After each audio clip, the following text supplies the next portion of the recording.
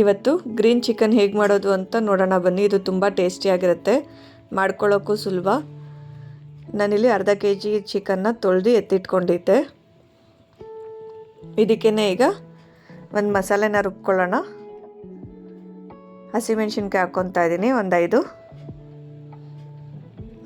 ಇದಕ್ಕೇ ಪುದೀನ ಸೇರಿಸ್ಕೊಳ್ಳೋಣ ಒಂದು ಸ್ವಲ್ಪ, ಹಾಗೆ ಕೊತ್ತಂಬರಿ ಒಂದು ಸ್ವಲ್ಪ ಸೇರಿಸ್ಕೊಳ್ಳೋಣ.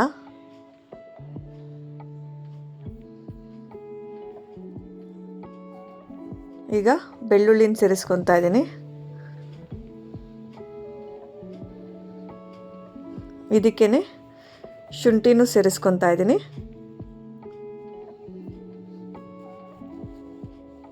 ಈಗ ಇದನ್ನು ಸಾಫ್ಟಾಗಿ ರುಬ್ಕೊಬರೋಣ, ಜಾಸ್ತಿ ನೀರು ಹಾಕ್ಕೊಳಕ್ಕೆ ಹೋಗ್ಬೇಡಿ. ನೋಡಿ, ಇಷ್ಟ ಆದರೆ ಸಾಕಾಗತ್ತೆ. ಈ ಥರ ನುಣ್ಣಗೆ ರುಬ್ಕೋಬೇಕು.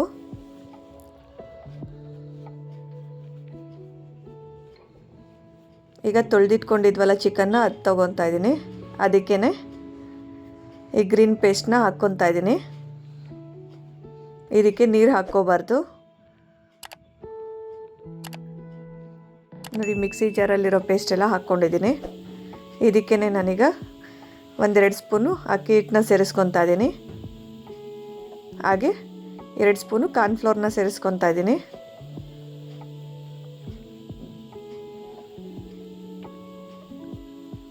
ಇದಕ್ಕೇ ಈಗ ರುಚಿಗೆ ತಕ್ಕಷ್ಟು ಉಪ್ಪನ್ನು ಸೇರಿಸ್ಕೊಳ್ಳೋಣ. ಹಾಗೆ ಒಂದು ಅರ್ಧ ಸ್ಪೂನು ಗರಂ ಮಸಾಲಾನ ಸೇರಿಸ್ಕೊತಾ ಇದ್ದೀನಿ.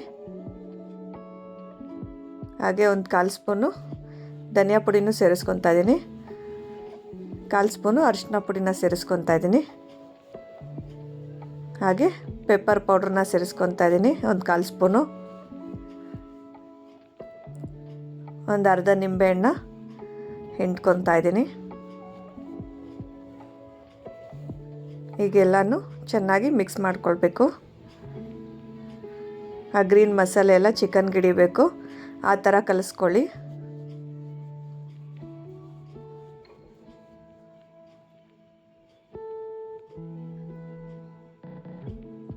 ಈಗ ನೋಡಿ, ಇಷ್ಟು ಕಲಿಸ್ಕೊಂಡಿದ್ದೀನಿ. ಈಗ ಮುಚ್ಚಿಕ್ಬಿಟ್ಟು ಒಂದು ಅರ್ಧ ಗಂಟೆ ಬಿಡೋಣ. ಹಾಗೆ ಎಣ್ಣೆ ಕಾಯಕ್ಕೆ ಇಟ್ಕೊಂಡಿದ್ದೆ ಬಾಣಲಿಯಲ್ಲಿ.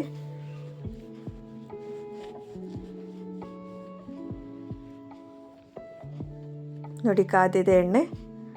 ಈಗ ನೆನೆಸ್ಕೊಂಡಿದ್ವಲ್ಲ ಒಂದು ಅರ್ಧ ಗಂಟೆಗಳ ಕಾಲ ಚಿಕನ್ನ, ಈಗ ಒಂದೊಂದೇ ಪೀಸ್ನ ಹಾಕ್ಕೊತಾ ಇದ್ದೀನಿ.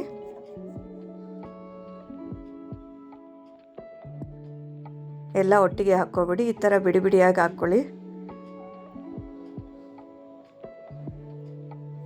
ಇದು ಡಿಫ್ರೆಂಟಾಗಿರುತ್ತೆ ಕಬಾಬು, ಡಿಫ್ರೆಂಟಾಗಿ ಟೇಸ್ಟು ಕೂಡ ಇರುತ್ತೆ, ಚೆನ್ನಾಗಿ ಬರುತ್ತೆ. ಇದು ಒಂದು ಸತಿ ಟ್ರೈ ಮಾಡಿ. ಈಗ 2 ಕಡೆ ಬೇಯಿಸ್ಕೋಬೇಕು. 2 ನಿಮಿಷಗಳ ಕಾಲ 2 ಕಡೆ ಬೇಯಿಸ್ಕೊಂಡ್ರೆ ಸಾಕಾಗತ್ತೆ.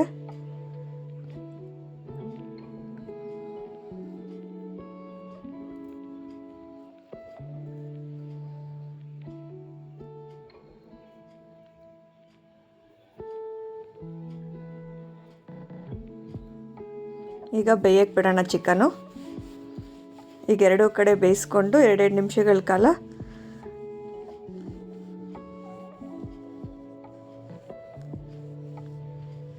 ನೋಡಿ ಈ ಥರ ತಿರುಗಿಸ್ಕೊಳ್ಳಿ. 2 ಕಡೆ ಬೇಯಿಸಿ ತೆಗೆದಿಟ್ಕೊಳ್ಳಿ. ನೋಡಿ, ಗ್ರೀನ್ ಚಿಕನ್ ರೆಡಿಯಾಗಿದೆ. ಇದು ತುಂಬ ಟೇಸ್ಟಿಯಾಗಿರುತ್ತೆ, ಟ್ರೈ ಮಾಡಿ ಒಂದು ಸತಿ.